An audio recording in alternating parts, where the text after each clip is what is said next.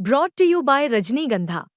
यूं ही नहीं ताज ताज बन जाता है, शिल्पकारों का हुनर और चुनिंदा संगमरमर ताज को नायाब बनाते हैं। कुछ ऐसे ही चुनिंदा जगहों से बस खास ही चुनकर लाता हूँ। कतरे कतरे को मैं हीरे सा परखता हूँ। यूं ही नहीं मैं रजनीगंधा बन जाता हूँ।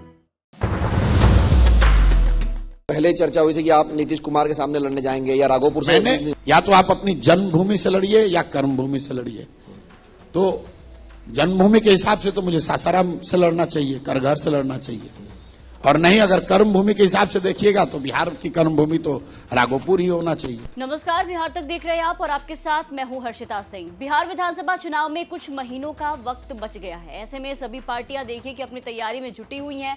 आरजेडी और बीजेपी की बैठक चल रही है। सीट शेयरिंग को लेकर के मामला भी तमाम पार्टियों में फंसा हुआ नजर आ रहा है। तो वहीं ऐसे में सबकी निगाहें इस बात पर भी टिकी हुई है कि आखिर जनसुराज के संस्थापक प्रशांत किशोर किस सीट से चुनाव लड़ेंगे। और बिहार तक बैठक में कल प्रशांत किशोर ने बता दिया अपनी मनपसंदीदा सीट को लेकर के कि आखिर वो कहां से चुनाव लड़ना चाहते हैं। प्रशांत किशोर ने साफ साफ जवाब तो नहीं दिया, लेकिन उन्होंने ये तय कर दिया है कि उन्होंने वो दो ही सीट में से किसी एक सीट पर चुनाव लड़ेंगे। वो दोनों ही सीट है करगहर और राघोपुर। प्रशांत किशोर से जब ये सवाल किया गया कि वो किस सीट से चुनाव लड़ेंगे तो इसको लेकर के प्रशांत किशोर ने जवाब दिया और उन्होंने कहा कि जन्मभूमि के हिसाब से अगर देखा जाए तो मुझे करगहर सीट से चुनाव लड़ना चाहिए, और अगर कर्मभूमि के हिसाब से देखा जाए तो मुझे राघोपुर सीट से चुनाव लड़ना चाहिए। राघोपुर वो सीट जहां से तेजस्वी यादव फिलहाल विधायक है। उस सीट से पहले भी तेजस्वी यादव के विरुद्ध खड़े होने का प्रशांत किशोर ने ऐलान कर दिया है। प्रशांत किशोर ने यह भी कहा कि अगर नीतीश कुमार चुनाव लड़ते तो उनके सामने उनके विरुद्ध खड़े होकर के उस सीट से चुनाव लड़ता, लेकिन नीतीश कुमार तो बैकडोर से चुनाव जीतते हैं, तो तेजस्वी यादव के सामने खड़े होकर के चुनाव लड़ूंगा, उनके विरुद्ध खड़े होकर के चुनाव लड़ूंगा। ऐसे में प्रशांत किशोर के इस बयान के बाद अब सवाल उठ रहे हैं कि आखिर इन दोनों ही सीट में से कौन सी सीट जो है वो पीके के लिए सबसे ज्यादा फायदेमंद होगा।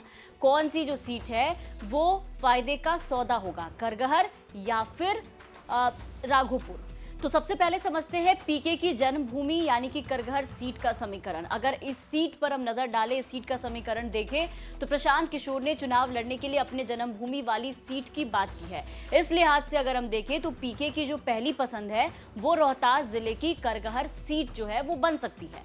करगहर विधानसभा सीट के बारे में आपको बता दें कि ये करगहर विधानसभा सीट जो है वो ब्राह्मण, राजपूत और ओबीसी बहुल सीट है। 2020 के चुनाव में कांग्रेस से संतोष मिश्रा विधायक बने थे यहां से, और जेडीयू के वशिष्ठ सिंह दूसरे नंबर पर थे।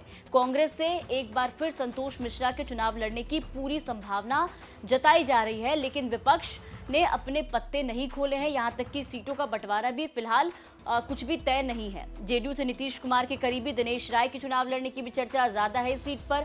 करगहर सीट जातीय समीकरण के लिहाज से प्रशांत किशोर के लिए काफी ज्यादा मुफीद मानी जा रही है, क्योंकि यहां पर ब्राह्मण वोटर काफी निर्णायक भूमिका में है।